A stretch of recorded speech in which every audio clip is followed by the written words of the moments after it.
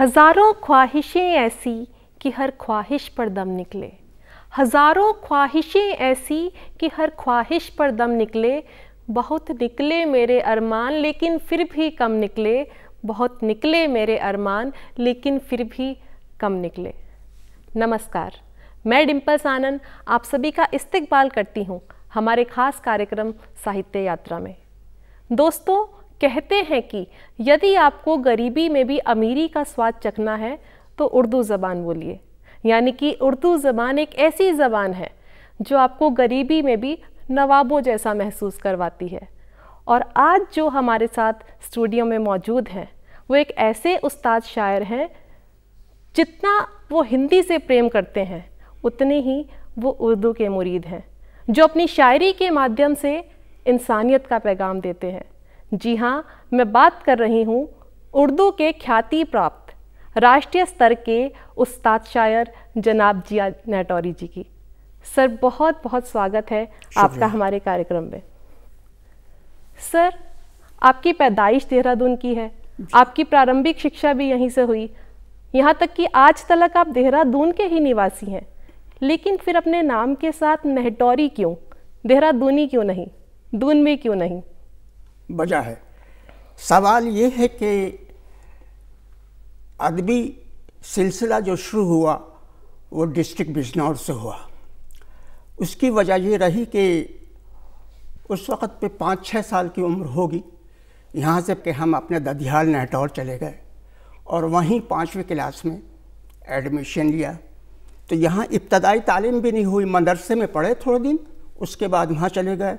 वहीं से सन 1956 में हाई स्कूल किया और उसी दौरान अलीगढ़ यूनिवर्सिटी अदीब और अदीब माहिर के इम्तहान दिए तो कुछ तमीज़ पैदा हुई कि शायरी किसे कहते हैं। उसमें नेटौर का बहुत ही अदबी माहौल रहा है, जबकि सर सैयद अहमद जो मुस्लिम यूनिवर्सिटी के बानी हैं वो बिजनौर में मिस्ट्रेट रहे इंग्लिश पीरियड में, तो वो नेटौर आया करते थे। उन्होंने एक किताब लिखी असारुल सनादीद, उसमें पूरे बिजनौर की हिस्ट्री है। उसमें नेटौर को लिखा दानिशमंदान नेटौर, अक्लमंद लोगों का शहर। तो वहाँ से ये इब्तदा शुरू हुई। इब्तदा के अंदर अजीज़ुर रहमान अजीज़ नेटौरी मेरे साथियों में से थे। तो शुरू में मशायरे होते थे तो लोग अपने गज़ल दे दिया करते थे, अच्छी आवाज़ होने के नाते वो मशायरों में पढ़ दिया करते थे। मगर जब कोई बड़ा मशायरा होता और गज़ल नहीं मिलती तो बड़ी कोफ्त होती थी कि हमने तो कुछ पढ़ा ही नहीं।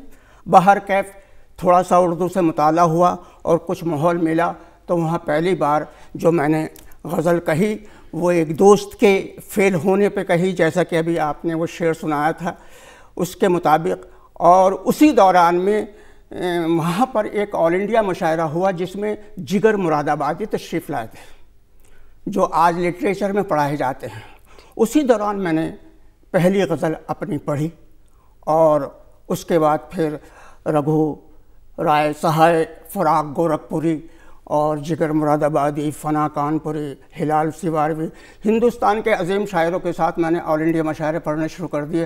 तो वह इब्तदा हुई नेटौर से। तो जब से नाम लग गया जिया नेटौरी। अब जब मैं देहरादून आया तो उस वक़्त तक मैं ऑल इंडिया मशायरे काफ़ी पढ़ चुका था। अब यहाँ आके सोचा कि अब मैं दून लगाऊँ तो लोग फिर पहचानेंगे कि जिया दून भी कौन सा है और जिया नेटौरी कौन सा है।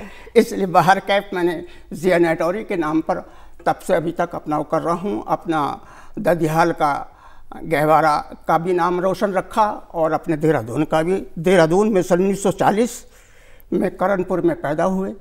फादर है वो सन 1935 में आ गए थे यहाँ पर।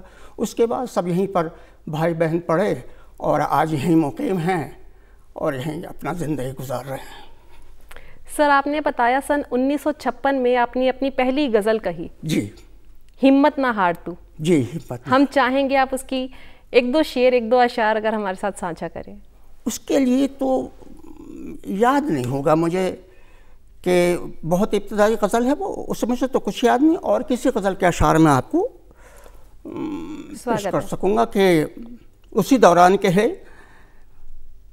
कि निगाहों से ज़बां तक आ गई है, निगाहों से ज़बां तक आ गई है, फ़ुग़ां लफ्ज़ो बयां तक आ गई है। बहुत खूब। फ़ुग़ां लफ्ज़ो बयां तक आ गई है और हमारे आशियाने से चली थी तबाही गुलसिता तक आ गई है।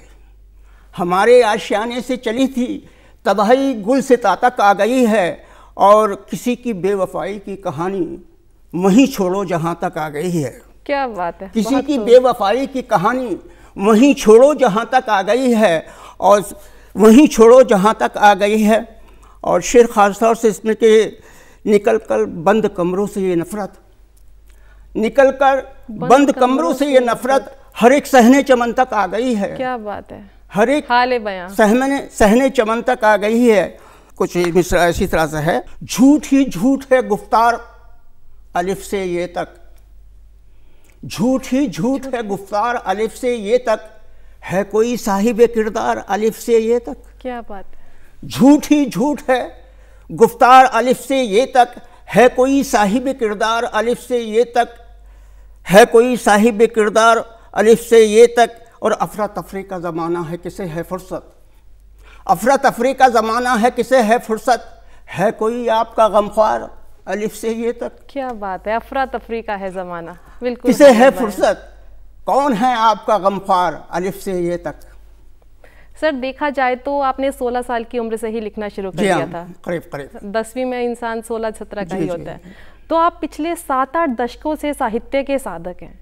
तब की शायरी में और आज की शायरी में आप क्या बड़ा अंतर देखते हैं और उस अंतर को आप किस हद तक स्वीकार करते हैं? देखिए, शायरी जो है एक शऊर का नाम है कि हर इंसान शायर है, उसके अंदर शऊर है, मगर वो अपने शऊर को पेश करने में नाकाम है, क्योंकि शऊर को पेश करने के लिए अल्फाजों का होना ज़रूरी है, इसलिए उसके लिए कुछ तालीम भी ज़रूरी है। नासिक ने कहा है कि इश्क को दिल में जगह दे नासिक, इल्म से शायरी नहीं होती। क्या बात है। जब तक आपके पास जज्बा नहीं है और जज्बे के साथ साथ अल्फाज नहीं हैं तो आप अच्छे अंदाज में अपने जज्बात को पेश नहीं कर सकते। अब वो जो इब्तदाई दौर था तो वो तो होता ही है, आपको मालूम है किस अंदाज का। तो हम मशहूर तो बहुत थे यहाँ, क्योंकि आवाज़ बहुत खूबसूरत थी। कॉलेज में भी पढ़ रहे हैं, लड़कियों के बीच में भी पढ़ रहे हैं, लड़कों के बीच में भी पढ़ रहे हैं, टाउन हॉल में भी पढ़ रहे हैं। नतीजा ये कि ज़बानी याद करते थे। अब बाहर में जाता हूँ जब, तो मुझे वो शेर याद नहीं है जो मैंने कभी वहाँ पढ़े होंगे। मलीर कोटला मशारा, मुझे बुलाया गया, मैं बस से उतरा तो लोग मुझे वहाँ लेने आए। जैसी मैं बस से उतरा तो हर एक आदमी मेरे शेर सुना रहा। मैंने भाई कैसे याद, कि पिछले साल जब आप आए थे तो आपने शेर पढ़ा था। मैंने कहा ठीक है भाई, ये आपकी मेरी खुशकिस्मती है और आपकी याददाश्त पर दाद देता हूँ। तो उस दौर के अंदर एक मखसूस उम्र जो होती है वो रोमानी होती है। हर इंसान के साथ रोमान जुड़ा हुआ है और वो लड़कों के साथ भी है, लड़कियों के साथ भी है, माँ बाप के साथ भी है, मुख्तलिफ तरीक़े का रुख लेता है और उसी के हिसाब से शेर कहे जाते हैं। तो पहले ही जब ये नजाबाद रेडियो स्टेशन शुरू हुआ तो मेरी रुमानी गज़लें वहाँ गाए गई। सन 80 से मैं वहाँ पढ़ता रहा। उसके बाद उन्होंने एक गढ़वाली और एक वो दोस्त थे, वो अनुरागी वहाँ पर म्यूज़िक के बेहतर माने जाते थे। तो उन्होंने मेरी 5 गज़लें ख़रीदी और उनको फिर म्यूज़िक दिया। तो एक राजेंद्र सलील था, उसने गाई। तो उसने वो गाई कि पहली गज़ल जो मेरी ज़्यादा मशहूर हुई उसके अंदर रोमानी गज़ल थी कि तो फिर उसके साथ साथ सामाजिक ज़िंदगी में आए, शादी ब्याह हो गई और तबीयत के अंदर रुझान पैदा हुए तो सामाजिक शेर होने शुरू हुए। उसके बाद हालात ज़िंदगी देखते हुए, दुनिया के हालात को देखते हुए उसमें फिर सियासत आ गई तो फिर उसमें सियासी शेर होने लगे। इसलिए रोमानी गज़ल तो ख़त्म होती चली गई आस्ता आस्ता, उसके अंदर फिर सामाजिक और सियासी शायरी बढ़ती चली गई, वो आज तक चल रही है। सर अभी आपने जिक्र किया कि युवाओं में आपके शेर जो है बहुत पसंद किए जाते थे क्योंकि आपकी आवाज़ बहुत अच्छी थी, आप गाते बहुत अच्छा थे।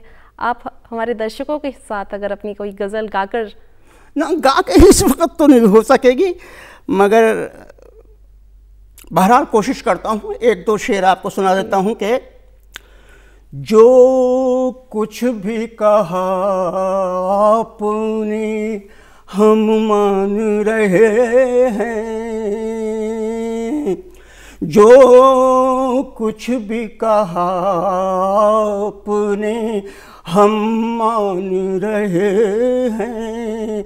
अब इश्क में कायम कहाँ सान रहे हैं, अब इश्क में कायम कहाँ सान रहे हैं। जो कुछ भी कहा आपने हम मान रहे हैं। शेर खास तौर से कि हर शख्स ने परखा है हर एक गाम पर मुझको, हर शख्स ने परखा है हर एक गाम पे मुझको। कुछ लोग मगर अब भी गलत जान रहे हैं, कुछ लोग मगर अब भी गलत जान रहे हैं। खास तौर से शेर पेश कर रहा हूँ कि एक हम हैं इशारों पर फना हो गए उनके, एक हम हैं इशारों पर फना हो गए उनके। एक वो है कि गैरों का कहाँ मान रहे हैं, एक वो है कि गैरों का कहाँ मान रहे हैं। शायद वो नहीं वाकिफ़े अंदाज़े जुनूं कुछ, शायद वो नहीं वाकिफ़े अंदाज़े जुनूं कुछ। दीवाने की बातों का बुरा मान रहे। क्या बात है, बहुत खूब, बहुत खूब, बहुत खूब। सर, जब आपने लिखना प्रारंभ किया तो यकीनन कुछ शायर ऐसे रहे होंगे जिन्होंने आपको बहुत प्रभावित किया होगा, जिनकी शायरी से आप मुतासिर हुए होंगे। कौन कौन से वे शायर थे? देखिए, उसमें तो ये कि इंसान कोई भी है मुतासिर तो होता है, और उनके मुतासिर होने से ये नहीं होता कि वो भी उसी तरह से बन जाए। हर इंसान का अपना नज़रिया है, अपने जज्बात हैं, अपने एहसासात हैं, अपने तजर्बात हैं, उसके तरीक़े से वो अपनी बात कहता है। अब मैं अल्लामा इकबाल और गालिब तो बन नहीं सकता, उन्होंने अपने वक्त के हिसाब से शायरी की, अब हम अपने वक्त के हिसाब से शायरी कर रहे हैं। आज जो है, पहले किताबी शायरी होती थी, आज अवामी शायरी हो रही है। अगर हम उस दौर की शायरी करने लगें तो किसी का कुछ पल्ले नहीं पड़ सकता है क्या कहा जा रहा है। तो इसलिए हम आम लैंग्वेज में, आम ज़बान के अंदर आम एहसासात को इस तरह पेश करना चाहते हैं जिससे कि वो लोग उसको अच्छी तरह समझ सकें और उस पर लुत्फ़अंदोज़ हो सकें। अगर उससे अलग होकर अगर शायरी करते हैं आप, तो किताबी शायरी रह जाएगी, वो बंद होकर एक तरफ रह जाएगी, अवाम में नहीं आ सकेगी। अवाम में वही शायरी आती है जो अवाम के दिलो दिमाग के मुताबिक लिखी जाए, कही जाए। और हर इंसान के जज्बात एक से होते हैं, सिर्फ एहसासात अलग अलग होते हैं थोड़े से। उनको बयान करने में हर बाज़े वक्त तो हर आदमी ये सोचता है कि ये तो मेरी बात थी, इन्होंने कैसे कह दी, ये तो मेरे साथ हुआ था। हाँ, ये मेरे साथ हुआ था और इन्हें भी है। तो हर इंसान एक तरीके से है, उसमें थोड़ा थोड़ा बदल के साथ स्ट्रगल आते हैं, परेशानियाँ आती हैं, और उन्हीं के हिसाब से वो अपनी ज़िंदगी गुजारता है।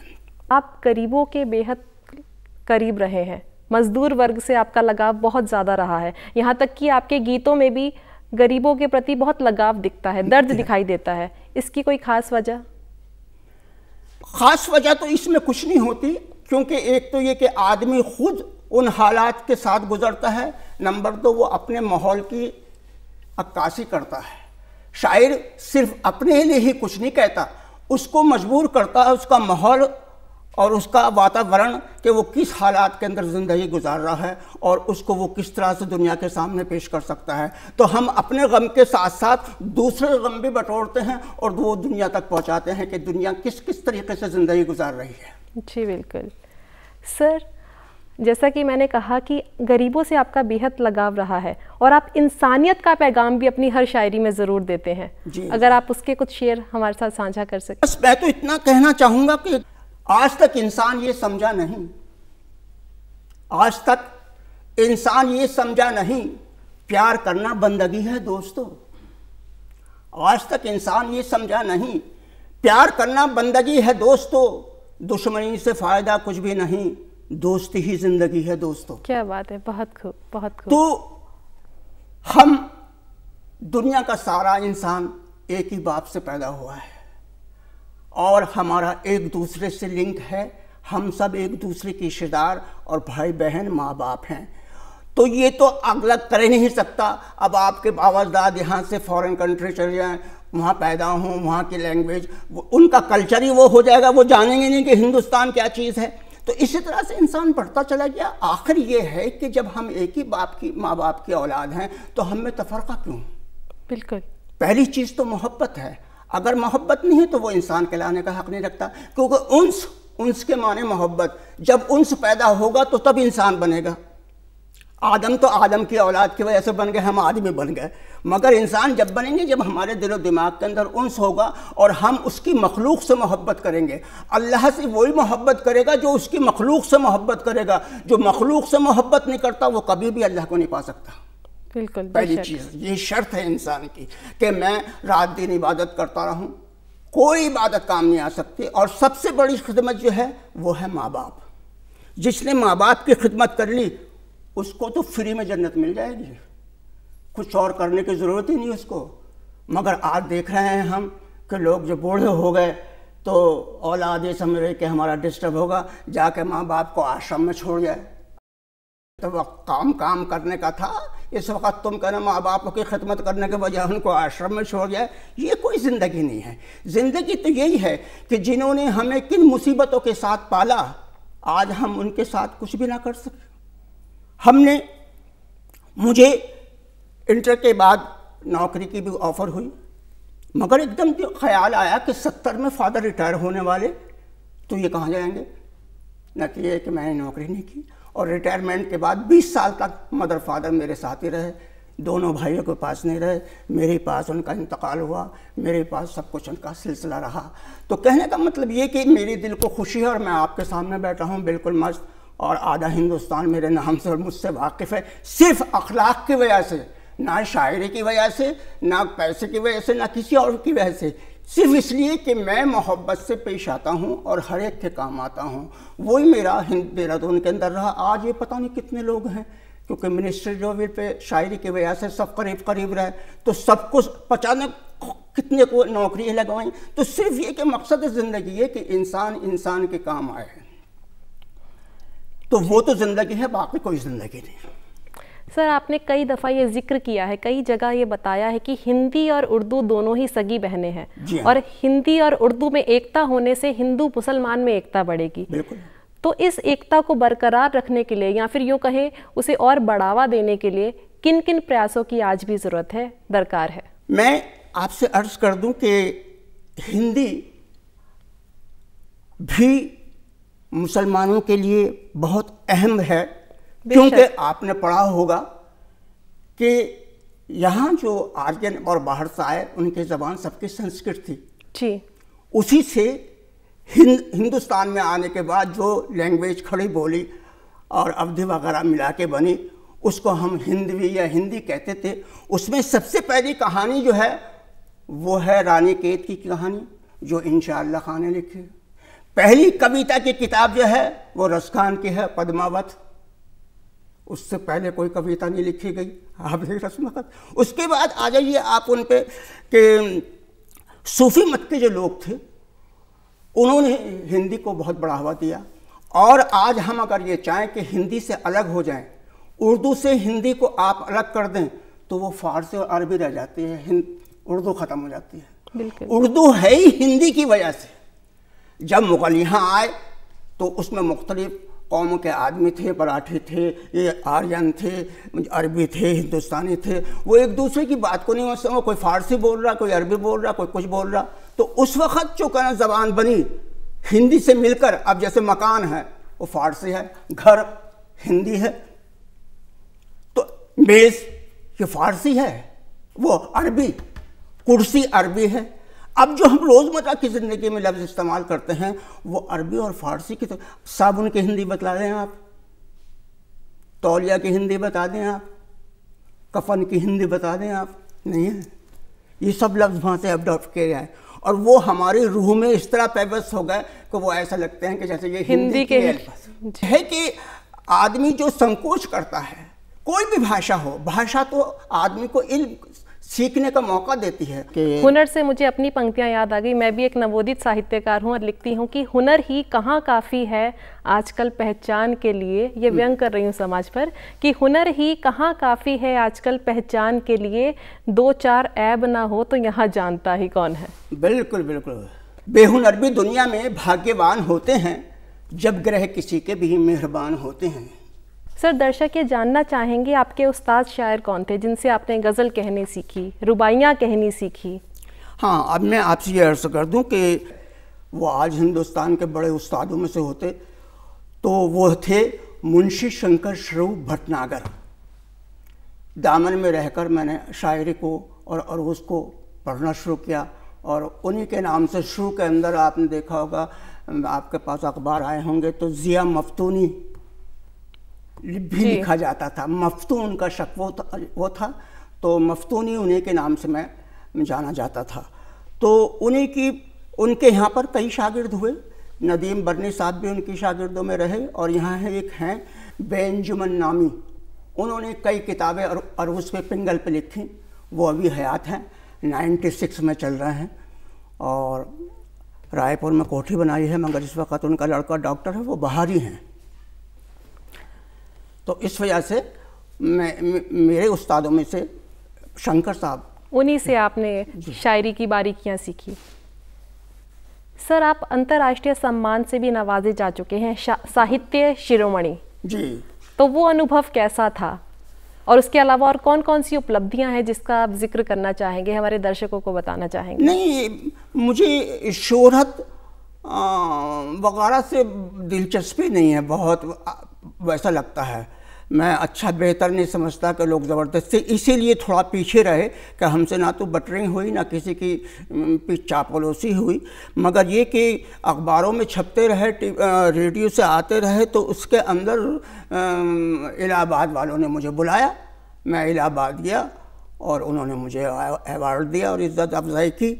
तो इसमें कोई ऐसी बात नहीं। उसके बाद अब हमारे जब से उत्तराखंड बना है, सबसे पहले थे नित्यानंद स्वामी, पहला अवार्ड उन्होंने दिया और शालवाल उड़ाई। बाकी जितने भी अब तक के चीफ मिनिस्टर आ चुके होंगे उन्होंने सभी ने करीब करीब मुझे अवार्ड दिया। वो घर पर सब सजे पड़े हैं, आधे बक्सों में पड़े हुए हैं, आधे अलमारी में रखे हुए हैं। तो बहुत इज्जत और मकाम मिला और वो आज तक बरकरार है। और वो बरकरार यही है कि उसमें छल फरेब नहीं है ज़िंदगी में, सादी बिल्कुल साफ़ सुथरी ज़िंदगी रखी, बनावट नहीं लाए, दिखावा नहीं किया, जो है वो सामने है।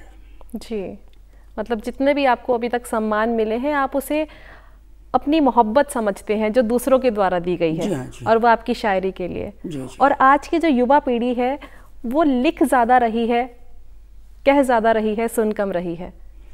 नहीं, आज की पीढ़ी के अंदर सबसे बड़ी कमी जो है वो है मुताले की। जब तक आदमी स्टडी नहीं करेगा, अच्छे लोगों को नहीं पढ़ेगा, तो एक तो उसके पास वोकैबुलरी नहीं आएगी, अच्छे अल्फाज नहीं होंगे। अच्छी बात कहने के लिए अच्छे अल्फाजों की ज़रूरत पड़ती है और अगर उसको अच्छे से अल्फाज नहीं तो बड़े से बड़ा ख्याल और फ़लसफ़ा आपका धरा का धरा रह जाएगा। सीखना बहुत ज़रूरी है, हाँ, पढ़ना बहुत ज़रूरी है, इल्म का हासिल करना ज़रूरी है। इल्म बामानी जानकारी, किसी भी चीज़ की जानकारी के बगैर आप उस पर कोई कमान हासिल नहीं कर सकते। मेरे माहौल पे छाया है तासुब का गुबार, आदमी साफ नज़र आए तो कुछ शेर कहूँ। क्या बात है, आदमी साफ नज़र आए तो कुछ शेर कहूँ। तो हकीकत ये हो रहा है कि अब आपने जिस वक्त मेरे से कहा कि कुछ गज़लें भेज दो, तो मुझे इंतखाब करना मुश्किल है। मशायरों में जाते हैं तो वहाँ स्टेज पे खड़े होकर इंतखाब करना मुश्किल है कि पब्लिक क्या चाहती है। अगर उसके खिलाफ पढ़ा आपने तो आपको दाद नहीं मिलेगी और उसके मुताबिक पढ़ा तो आपको दाद मिलेगी। तो ये हालात के हिसाब से चलता है, इसमें ऐसी कोई ख़ास बात नहीं। इन सब चीज़ों का ध्यान रखना बहुत ज़्यादा ज़रूरी है, बहुत ही ज़्यादा। सर, और किन किन विषयों पर लिखना पसंद करते हैं? यूँ तो एक जो गज़लकार होता है उसके लिए अपनी सारी रचनाएं, सारी गज़लें बहुत ही पसंदीदा होती हैं, लेकिन कोई ऐसी गज़ल जो आपके दिल के बेहद करीब है? नहीं, देखिए, दिल के करीब तो ये है कि आदमी रोज़मर्रा की ज़िंदगी में जिस तरह से जीता है और तबीयत जब मौजू होती है, दिल चाहता है बाहर से मिसरे आते हैं कि कुछ लिखें तो नहीं लिखा जाता है। बाज़ वक्त रात को ये होता है कि सोते सोते आँख खुली और घड़ी देखी कि 4 बज रहे हैं तो मिसरा दिमाग में आ गया और उसमें शेर कह दिए। तो एक बार में तो आदमी ऐसे शेर कहता चला जाता है कि जैसे कि वो कुछ है ही नहीं। और बाज़े वक्त ये होता कि 2 शेर कह लिए तो अब तीसरा शेर कहने में गुंजाइश ही नहीं पैदा हो रही, दिमाग में आ नहीं रहा। तो अब जैसे कि मेरे साथ तो हमेशा यही हुआ कि बाहर से कोई टॉपिक आया है, कोई इस किस्म की ख़बर आई कि आपको कल को मशायरे में जाना है और इस अंदाज़ में पढ़ना है, तो मैं उसी तरीके से तैयारी कर लिया करता था। और सर, आपने इतना लिखा है कि आपकी कुछ किताबें भी प्रकाशित हुई हैं, या फिर आप किस पर काम कर रहे हैं इन नहीं, दिनों? देखिए लिखा तो बहुत है, मगर अभी ये है कि 2 किताबें, एक तो क़तात और दूसरी गज़लियात की तैयार हैं, क्योंकि अहले इल्म नहीं रहे, बिकते तो हैं नहीं, अब उनको छाप कर यार दोस्तों में बांट दो, बाकी कुछ नहीं तो अब 30-40 हज़ार रुपये लगाकर इन किताबों को छपवा लूँ।